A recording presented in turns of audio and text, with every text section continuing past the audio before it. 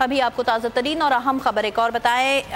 Twitter पैगाम से जुड़ी ये खबर है, रिवायती जमातों के कायदीन अपने बच्चों और मुस्तकबिल के लिए फ़िक्रमंद हैं। फिरदौस आशिक अवान की जानिब से ये ट्विटर पैगाम सामने आया है, जिसमें उन्होंने लिखा है कि जमातों को कंपनी समझकर चलाने वालों की ख्वाहिश है कि पहले उन्होंने लूटा, अब अगली नस्ल को कौम पर मुसल्लत किया जा रहा है। इमरान खान ने जुर्रतमंदाना फैसले किए हैं जिनके समरात जल्द कौम को मिलेंगे और पाकिस्तान मुआशी और समाजी लिहाज से ताकतवर मुल्क बनकर उभरेगा। फिरदौस आशिक अवान की जानिब से ये ट्विटर पैगाम आया है और रवायती जमातों को भी उन्होंने हदफ तनकीद बनाया और ख़ास तौर पर कहा कि जिस तरह से अब लोगों पर मुसल्लत करने की कोशिश की जा रही है उससे आंखें नहीं चुरानी चाहिए। जमातों को कंपनी समझकर चलाने वालों की ख्वाहिश है कि पहले उन्होंने लूटा और अब उनकी अगली नस्लें मुल्क को लूटें।